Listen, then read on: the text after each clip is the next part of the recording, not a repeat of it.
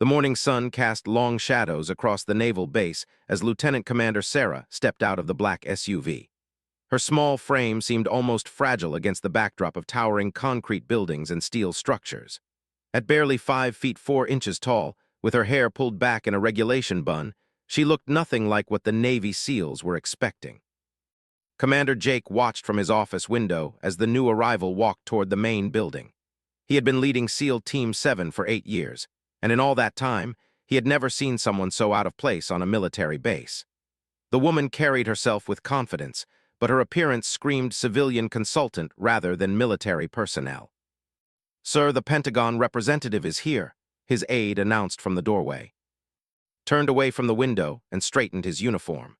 The Pentagon had been sending more and more outsiders lately, usually academics or analysts who had never seen real combat but somehow knew better than the men who lived and breathed warfare every day. Sarah made her way through the corridors, nodding the suspicious glances from the sailors and officers she passed. She had grown accustomed to this reaction over the years. Her appearance often worked to her advantage, allowing people to underestimate her while she observed and learned everything she needed to know about their operations. The briefing room was already full when she entered. 12 of the most elite warriors in the American military sat around a large table, their eyes immediately fixing on her as she walked to the front of the room. These were men who had seen combat in every major conflict zone over the past decade. Their faces bore the weathered look of soldiers who had stared death in the face and lived to tell about it. Began, his voice carrying a hint of irritation. "This is our new observer from the Pentagon. She'll be evaluating our training procedures and operational readiness." The word observer hung in the air like a challenge. Sarah could feel the collective eye roll from the assembled SEALs, though none would dare show such disrespect openly in front of their commander. Petty Officer First Class, a stocky man with arms covered in tattoos, leaned back in his chair. He had been with the teams for 6 years and had little patience for desk jockeys who came to judge their work.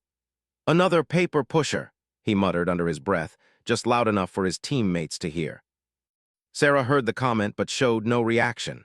She had dealt with far worse skepticism during her career. Instead, she pulled out a tablet and began taking notes as outlined the week's training schedule. "We'll be conducting maritime infiltration exercises, close-quarters combat drills, and a full-scale hostage rescue simulation," explained. "Our observer will be watching from a safe distance, of course." The emphasis on safe distance was not lost on anyone in the room. It was a way of making it clear that she would not be participating in any of the actual training. Chief Petty Officer, the team's demolitions expert, raised his hand. "Sir, will she need special protection during the live fire exercises? We don't want any accidents." The question was innocent enough on the surface, but the underlying message was clear. Sarah was seen as a liability, someone who would need to be while the real warriors did their work. "That won't be necessary," Sarah spoke for the first time since entering the room. Her voice was calm and steady without a hint of defensiveness. "I'll stay out of your way." The simplicity of her response caught some of the men off guard. They had expected her to assert her authority or demand special treatment. Instead, she seemed content to remain in the background. As the briefing concluded and the SEALs filed out of the room, Sarah caught fragments of their conversations. The words "useless" and "tag along" featured prominently in their whispered exchanges. She had heard it all before in different forms throughout her career. Lingered after the others had left. "Look, I don't know what the Pentagon is hoping to accomplish by sending you here, but these men have been through hell together. They don't need someone looking over their shoulders questioning everything they do." Sarah nodded understandingly. "I'm not here to question anyone, Commander. I'm here to learn." "Learn what exactly? How to be a SEAL, because that takes years of training and more guts than most people have." "I understand that," Sarah replied simply. "I'm not trying to become one of your men, I just need to understand how they operate." Studied her face, looking for any sign of the arrogance he had come to expect from Pentagon representatives. Instead, he found only genuine interest and what appeared to be respect for his team. "Fine," he said finally, "but you follow our rules. You don't interfere with training, you don't offer suggestions unless asked, and you definitely don't try to participate in anything dangerous." "Understood." Over the next few days, Sarah maintained her role as a silent observer. She watched as the SEALs conducted their training exercises with precision and skill that was truly impressive. During water infiltration drills, she observed from the pier as they emerged from the dark ocean like phantoms, their movements coordinated and efficient. The men began to forget she was there, which was exactly what Sarah wanted. She noticed things that might have been missed if they had been performing for an audience. Small inefficiencies in their communication protocols, minor delays in their equipment checks, and subtle signs of fatigue that could become major issues during extended operations. But she also saw their incredible strengths. The way could hit targets at impossible distances with his sniper rifle. How could calculate explosive charges in his head faster than most people could use a calculator? The natural leadership that emanated from even when he wasn't giving direct orders. During breaks in training, the SEALs would cluster together, often casting glances in her direction. Sarah could hear their conversations growing more relaxed, their initial hostility toward her presence gradually fading into indifference. "At least she's not getting in the way," she heard one of them say during a lunch break. "Yeah, could be worse," another replied. "Remember that congressman's aide who kept asking if we really needed to use real bullets?" The comparison seemed to satisfy them. Sarah was moving from annoying outsider to harmless observer in their collective opinion. It was progress of a sort. On Thursday morning, announced that they would be conducting a complex hostage rescue simulation. A mock aircraft had been set up in the training facility, complete with civilian role players acting as hostages and opposing forces playing the terrorists. "This is as close to the real thing as we can make it," explained to Sarah as they walked toward the observation area. "Multiple entry points, unknown number of hostiles, time pressure, and civilian lives at stake." Sarah nodded, understanding the complexity of what she was about to witness. She had studied countless after-action reports of similar operations, but seeing it executed in real time would provide insights that no written report could convey. The exercise began at exactly 800 hours. Sarah watched through bulletproof glass as the SEALs moved into position around the aircraft. Their coordination was flawless, each man knowing exactly where his teammates were and what role he needed to play in the unfolding operation. But something went wrong in the third minute of the exercise. A communication glitch caused two teams to breach simultaneously when they should have gone in sequence. The mistake created confusion among the role players, and what should have been a textbook operation began to unravel. Sarah watched as jaw tightened. She could see him calculating whether to call a halt to the exercise or let his men work through the problem. The SEALs themselves seemed to recognize the issue and were adapting on the fly, but precious seconds were being lost. From her observation point, Sarah could see something that the participants couldn't. The positioning of the opposing forces had created a blind spot that none of the attacking teams were aware of. If this had been a real operation, that oversight could have been catastrophic. She found herself leaning forward, her analytical mind automatically working through solutions. Her fingers moved unconsciously, as if she were directing the operation herself. For the first time since arriving at the base, Sarah felt the familiar surge of adrenaline that came from tactical problem-solving under pressure. The exercise concluded with mixed results. The hostages were secured, but not before several simulated casualties among the SEAL teams. As the participants gathered for the after-action review, Sarah could see the frustration on their faces. These were men who prided themselves on perfection, and anything less than flawless execution was unacceptable. Led the debrief with his usual thorough analysis, breaking down every aspect of the operation. The SEALs listened intently, taking notes and asking questions. Their professionalism impressed Sarah even more than their combat skills. "The communication failure cost us 90 seconds, concluded. In a real hostage situation, that could mean the difference between success and tragedy.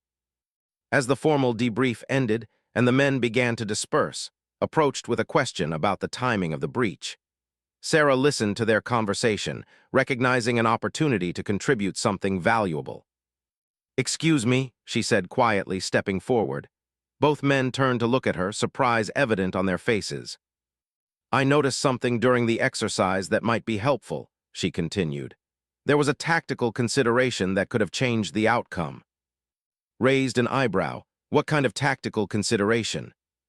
Sarah pulled out her tablet and quickly sketched the layout of the aircraft and the positions of all the participants during the exercise.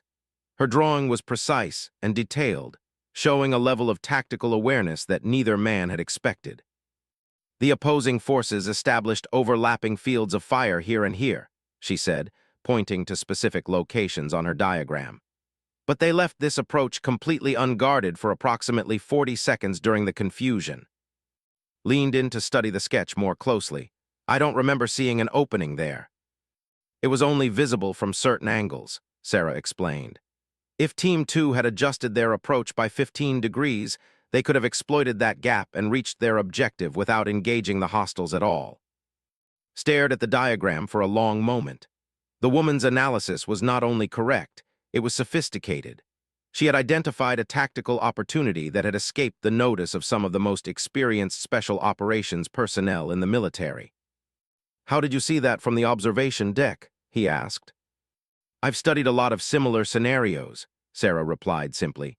Sometimes an outside perspective can spot things that participants miss when they're focused on executing their assigned roles. For the first time since her arrival, looked at Sarah with something other than polite tolerance. There was a hint of genuine interest in his eyes, as if he were seeing her for the first time. That's actually a good observation, admitted grudgingly. If we had caught that gap, we could have shaved 2 minutes off our time. Word of Sarah's tactical insight spread quickly through the team. By evening, the SEALs were looking at her with new curiosity rather than dismissive indifference. She was still an outsider, but she had proven that her presence might have some value after all. That night, as Sarah reviewed her notes in the small quarters she had been assigned, she reflected on the day's events. She had taken the first step toward earning the respect of these elite warriors, but she knew it was only the beginning. Tomorrow would bring new challenges and new opportunities to prove her worth. Outside her window, she could see some of the SEALs engaged in an informal basketball game under the base's floodlights. Their camaraderie and competitive spirit reminded her of why she had chosen this career path. These men represented the very best of the American military, and she was honored to have the chance to work alongside them, even in her limited capacity as an observer. As she prepared for bed, Sarah allowed herself a small smile. The day had gone better than she had expected. The SEALs were beginning to see her as more than just a useless tag-along from the Pentagon. Tomorrow, she would continue to prove that her presence on the base served a legitimate purpose. Little did any of them know that by the end of the week, their entire perception of Sarah would be completely transformed. The quiet observer from the Pentagon was about to reveal exactly who she really was and why the Navy had sent her to evaluate SEAL Team 7. Friday morning arrived with an unexpected complication. Commander received an urgent call at 5:45 hours that would change everything the SEALs thought they knew about their quiet observer. "Sir, we have a situation," his communications officer reported over the secure line. "Intelligence indicates a credible threat to naval base, possible terrorist cell planning an attack within the next 48 hours. Was instantly alert. Real threats were different from training exercises. Lives were genuinely at stake, and there was no room for error. What's our operational status?" SEAL Team 7 is being activated for immediate deployment. Counterterrorism operations high priority, but sir, there's a complication. "What kind of complication?" "The Pentagon representative currently observing your unit. Command wants her evacuated immediately for security reasons. They're sending a helicopter to extract her within the hour." Glanced toward the building where Sarah was likely still sleeping. The timing was unfortunate, but operational security took precedence over everything else. Civilians had no place in active counterterrorism operations. Within minutes, the entire base was buzzing with activity. SEALs moved with purpose, checking equipment and preparing for rapid deployment. The casual atmosphere of training week had vanished, replaced by the focused intensity that characterized real missions. Sarah was awakened by the sound of helicopters and vehicles moving across the base. She checked her watch and realized something significant was happening. Military bases didn't suddenly come alive at dawn unless there was an emergency. A knock at her door confirmed her suspicions. Aide stood in the hallway, his expression serious. "Ma'am, I need you to pack your gear immediately. You're being extracted for security reasons." "Extracted? What's happening?" "I can't discuss operational details, ma'am, but I need you ready to go in 15 minutes. Sarah nodded, but her mind was already working through the implications. A sudden evacuation meant there was a credible threat to the base. The timing suggested it was serious enough to activate the SEALs for immediate deployment. As she gathered her belongings, Sarah made a decision that would surprise everyone involved. Instead of following orders and waiting for evacuation, she walked directly to his command center. The commander was bent over a table covered with maps and intelligence reports when she entered. Several of his senior staff were clustered around him, their voices low and urgent. The atmosphere was tense with the kind of energy that preceded dangerous operations. "Commander," Sarah said quietly from the doorway. Looked up, clearly irritated by the interruption.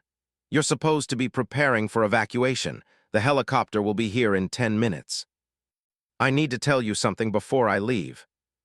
Whatever it is can wait. We have a situation to deal with." Sarah stepped further into the room, her expression more serious than anyone had seen during her entire week at the base. "Commander, I think my presence here might be more valuable than you realize. Look, I appreciate your tactical insights yesterday, but this is real-world operations. We don't have time for observers or consultants right now. What if I told you I'm not really an observer?" The room fell silent, straightened up slowly, his eyes narrowing as he studied Sarah's face. There was something different about her demeanor, a confidence and authority that had been carefully hidden during her week of passive observation. "What do you mean you're not really an observer?" Sarah reached into her jacket and pulled out a leather folder. She handed it to, who opened it with growing astonishment. Inside was a military identification card that bore Sarah's photograph, but listed her rank as Brigadier General, United States Army Special Operations Command. "That's impossible," muttered from across the room. "She's been here all week acting like some Pentagon pencil pusher." Stared at the identification, then at Sarah, then back at the identification. The woman standing in his command center was not the civilian consultant he had assumed her to be. She was a general officer with more military authority than anyone else in the room. "You've been lying to us for a week," said, his voice carefully controlled. "I've been evaluating," Sarah corrected.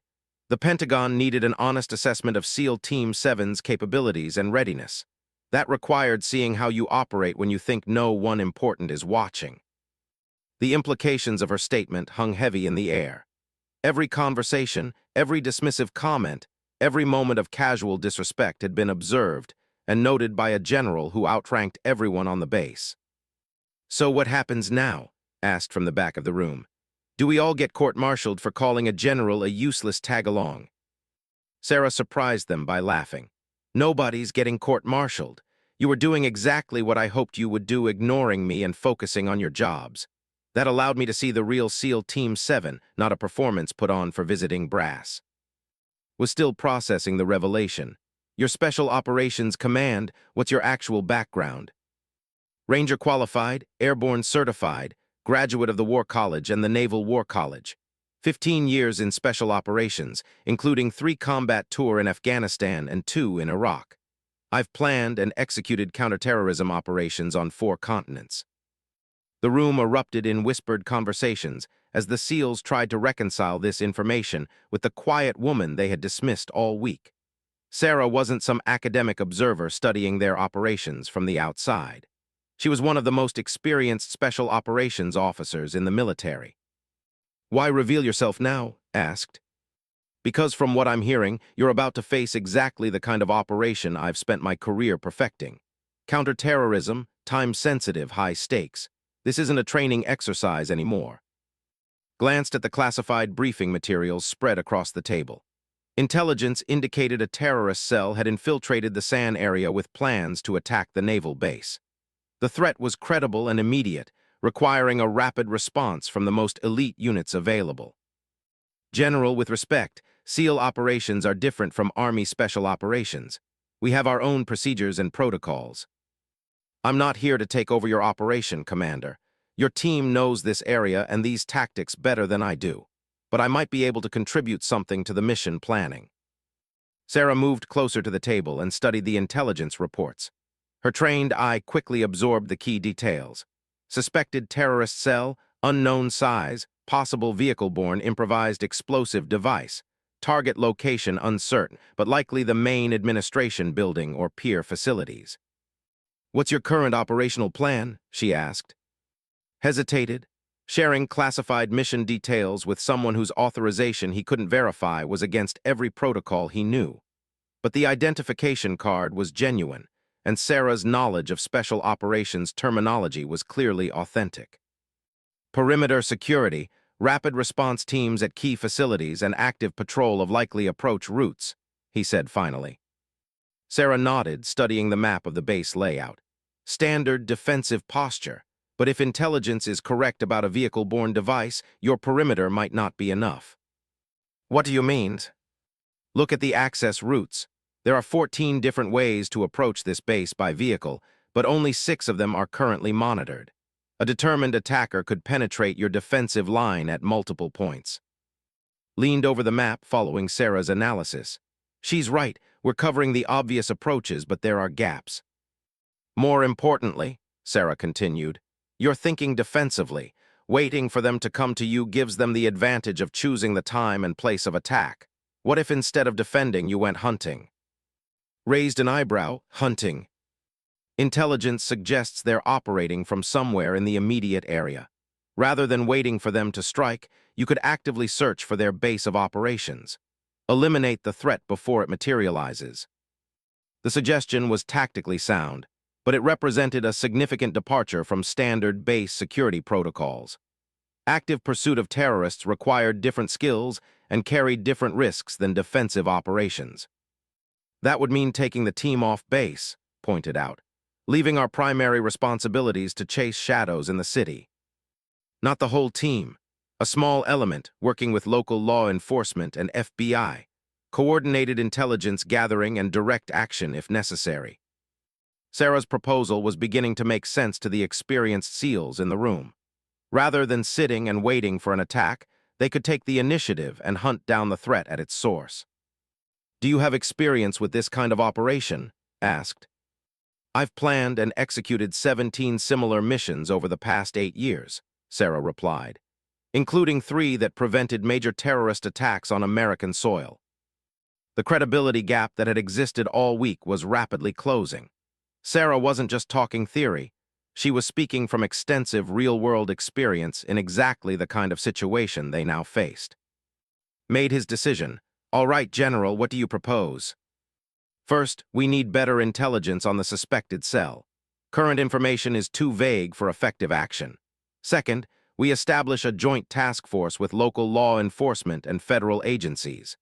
Third, we prepare contingency plans for both defensive operations here and offensive operations in the city." "And who would command this joint task force?" Sarah looked around the room at the assembled SEALs.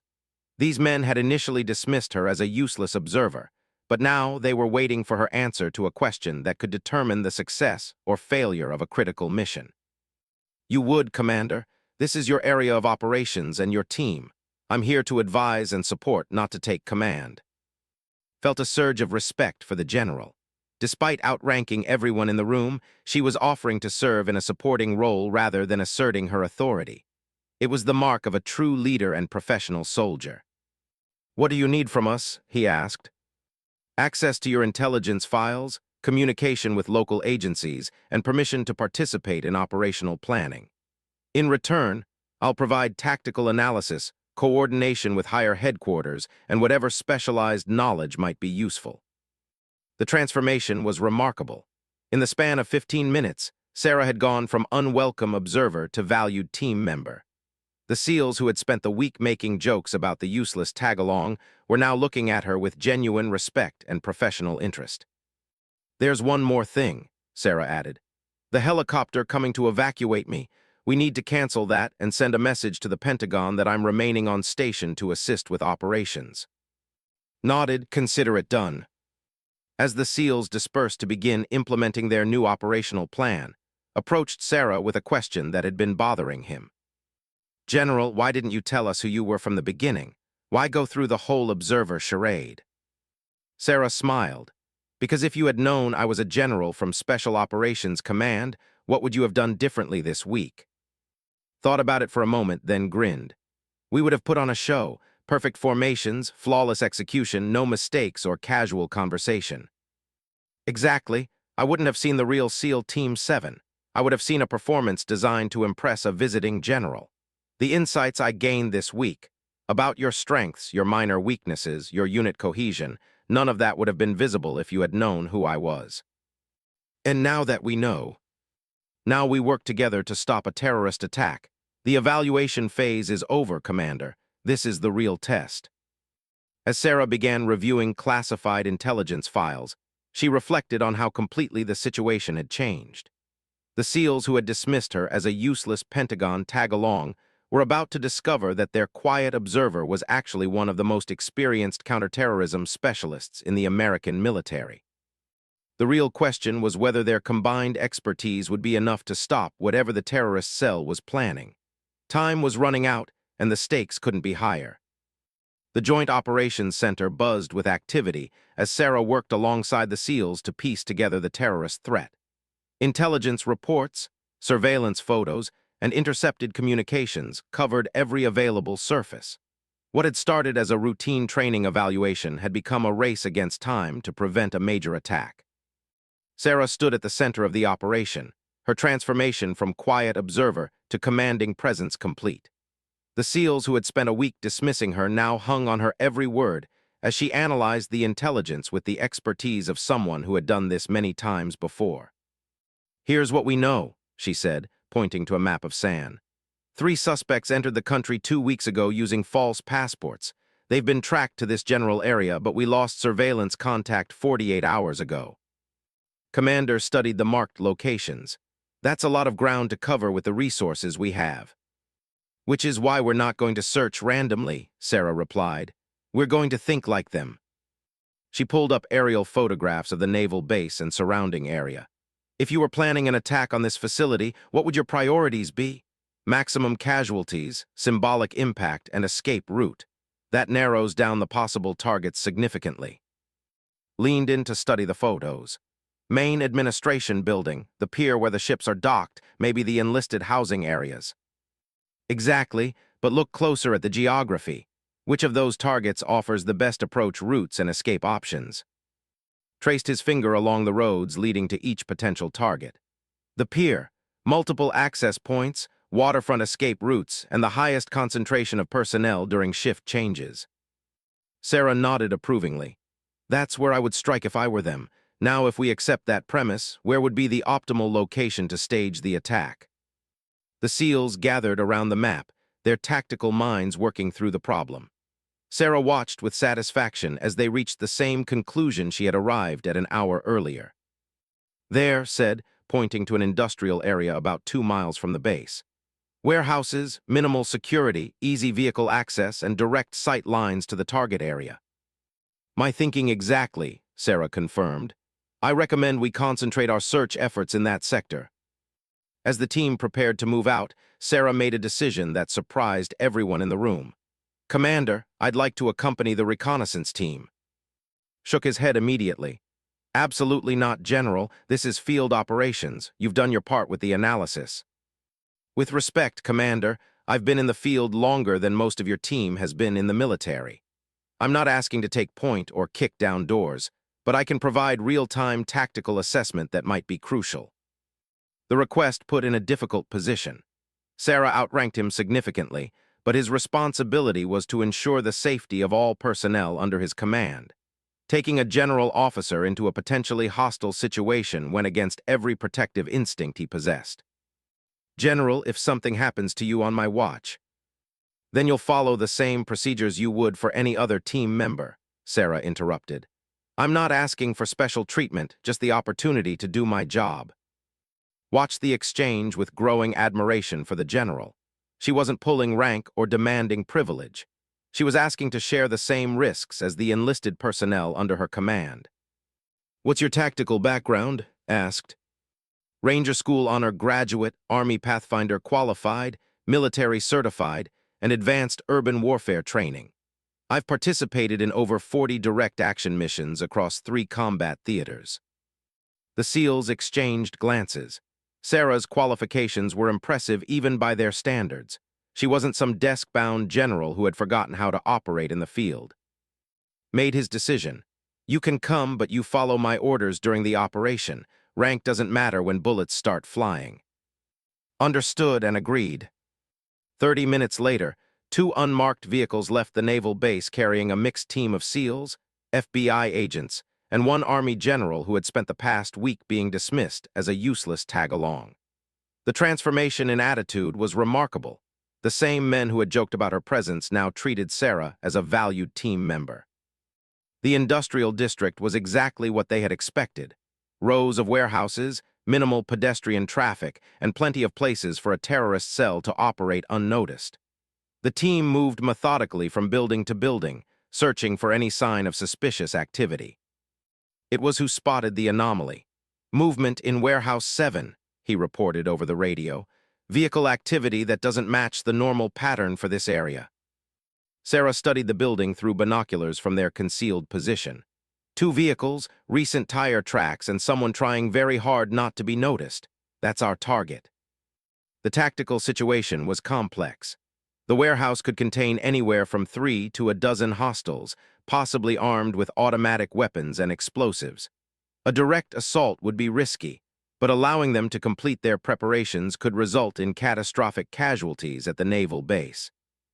"What's the plan?" asked Sarah quietly. She appreciated that he was asking for her input rather than simply asserting command. "Containment first, then methodical approach. We can't risk them escaping with whatever they're building in there." "Agreed. How do you want to position the teams?" Sarah sketched a quick diagram in the dirt, showing the warehouse layout and surrounding buildings. 2-team approach. Alpha team takes the north side, Bravo covers the south. FBI maintains perimeter security. If they try to run, we funnel them into a controlled area. It was a solid plan, demonstrating the kind of tactical thinking that had made Sarah one of the Army's most respected special operations officers. The SEALs studied her diagram and nodded their approval. "One question said, what if they have a lookout posted?" "Then we use that to our advantage," Sarah replied. "Sometimes the best way to handle a lookout is to let them see exactly what you want them to see." She outlined a deception plan that would make their approach appear smaller and less threatening than it actually was. The terrorists would focus their attention on an obvious threat, while the real assault came from an unexpected direction. As the teams moved into position, Sarah felt the familiar rush of adrenaline that came with real operations. This was why she had joined the military, not for the administrative responsibilities of high rank, but for moments like this when her skills and experience could make a real difference. The assault began at exactly 14:30 hours. Alpha team created a distraction at the main entrance, while Bravo team approached from the blind side of the building. Sarah watched from the command position as the SEALs moved with the precision and coordination she had observed during their training exercises. But real operations always contained unexpected elements. As Bravo team prepared to breach the side entrance, a lookout on the roof spotted their movement and raised an alarm. Suddenly, the careful plan was in jeopardy. "Contact front," reported over the radio. "Multiple hostiles, automatic weapons fire." The situation had escalated from surveillance to active combat in a matter of seconds. Sarah found herself in the position she had hoped to avoid, making tactical decisions under fire with lives hanging in the balance. "Alpha team, maintain pressure at the main entrance," she commanded over the radio. "Bravo team, execute immediate breach. Don't give them time to destroy evidence or trigger any devices they might have." Looked at her with surprise. During the planning phase, they had agreed that he would command the tactical operation. But when the shooting started, Sarah had instinctively taken charge with the natural authority of someone who had been in similar situations many times before. "General," he said quietly. "Your operation, Commander," Sarah replied, handing the radio back to him. "I got carried away." But made an unexpected decision. "No, you were right. You have more experience with this type of situation than I do. Take tactical command." It was a remarkable moment of professional respect and trust. Was acknowledging that Sarah's expertise exceeded his own, despite their different service branches and his intimate knowledge of his own team. The firefight lasted less than 5 minutes, but it felt like hours to everyone involved.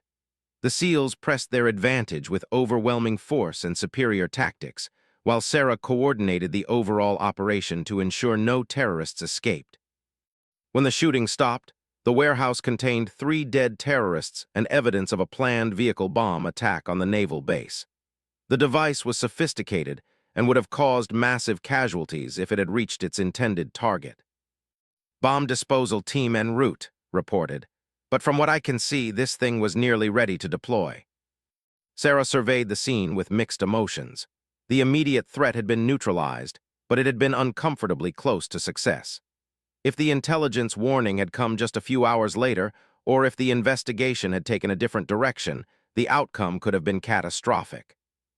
As the crime scene was secured and evidence collected, the SEALs began to decompress from the intensity of combat operations. Approached Sarah with a question that had been on his mind since the shooting started. "General, when you took command during the firefight, was that instinct or training?" Sarah considered the question carefully. "Both, I suppose. When people are in danger, rank and protocols become less important than getting everyone home safely." "That's exactly how a SEAL would answer that question," observed. "You may wear an army uniform, but you think like a special operator." The comment was meant as a compliment, and Sarah took it as such. Over the course of 1 week, she had gone from unwelcome observer to trusted team member to combat commander. The journey had been unexpected for everyone involved. As they prepared to return to the naval base, voiced what everyone was thinking. "General, I owe you an apology. We all do. We spent a week calling you a useless tag-along, and you turned out to be." "Doing my job," Sarah finished. "Which is exactly what you were doing too, no apologies necessary." But wasn't satisfied with that answer. "No, it's more than that. You could have pulled rank on us from day one. You could have made us pay for every dismissive comment or casual insult. Instead, you let us be ourselves and then proved you belonged here when it mattered most." The drive back to the base was subdued, each team member processing what had happened and what it meant. Sarah stared out the window at the sand skyline, thinking about the report she would have to write and the conversations she would need to have with her superiors. The evaluation of SEAL Team 7 was complete, but not in any way she had originally expected. Instead of observing their capabilities from a distance, she had participated in a real-world operation that validated everything she had learned during her week of passive observation. Back at the naval base, word of the successful operation spread quickly through the ranks. The quiet Pentagon observer who had been dismissed as irrelevant had revealed herself to be a decorated general who had helped prevent a major terrorist attack. Found Sarah in his office that evening, writing her after-action report. "So what's the verdict on SEAL Team 7? He asked. Sarah looked up from her laptop and smiled. "Outstanding unit cohesion, exceptional tactical skills, and the ability to adapt quickly to changing circumstances. Your team performed flawlessly under pressure." "And what about the personal dynamics, the way we treated you during the evaluation?" "Exactly what I hoped to see. You treated an unknown observer with professional courtesy, but didn't change your behavior or compromise your standards. That told me everything I needed to know about the integrity of this unit." Sat down across from her. "I have to ask, was this whole week a setup? Did you know about the terrorist threat when you arrived?" "No," Sarah replied honestly. "The threat intelligence came in after I was already here, but I'm glad it happened this way. Working with your team during an actual operation gave me insights that no amount of training observation could have provided." "So what happens now? Do you disappear back to the Pentagon and write a report that determines our future?" Sarah closed her laptop and leaned back in her chair. "Actually, I have a different recommendation to make." "What kind of recommendation?" "SEAL Team 7 has demonstrated capabilities that exceed current mission parameters.